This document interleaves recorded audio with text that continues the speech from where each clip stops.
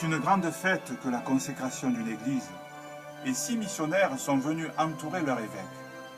À la fin de la magnifique cérémonie, après le vin d'honneur, Monseigneur Maigret réunit ses prêtres. Il est sombre. Mes chers confrères, j'ai le cœur lourd. Les nouvelles qui arrivent de la léproserie de Molokaï sont terribles. On raconte les pires horreurs au sujet de ces pauvres lépreux. Hommes, femmes, enfants de tous âges, qui après le traumatisme de la séparation sont abandonnés, sans médecin, sans prêtre, et beaucoup meurent sans aucune assistance et sépulture. Que pouvons-nous faire? J'ai pensé que vous pourriez assurer le ministère à tour de rôle en faisant bien attention de ne point contracter cette horrible maladie. Mais je ne veux obliger personne. Qu'en pensez-vous?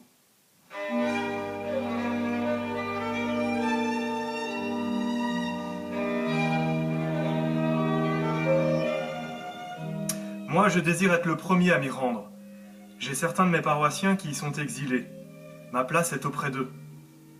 C'est le père Damien qui a pris la parole avant que quiconque ait pu répondre. Moi aussi je suis volontaire. Moi aussi! Un sourire éclaire le visage du vieil évêque. Je n'osais vous demander ce sacrifice, mais quelle joie que votre générosité. Et s'approchant du père Damien, en le serrant sur son cœur, Vous partirez le premier. Merci d'avoir accepté. 2 jours plus tard, le 11 mai 1873, Monseigneur Maigret accompagne le père Damien sur sa nouvelle terre de mission. Il a 33 ans. Il est missionnaire depuis 9 ans.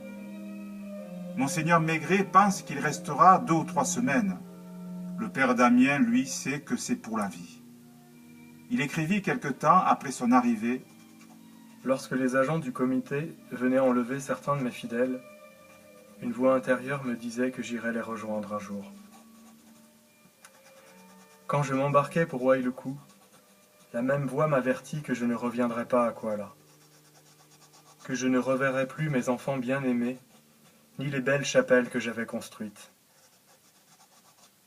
Aussi fut-ce en pleurant que je m'éloignai de cette chère chrétienté où j'avais passé 8 ans. Le père Damien découvre sa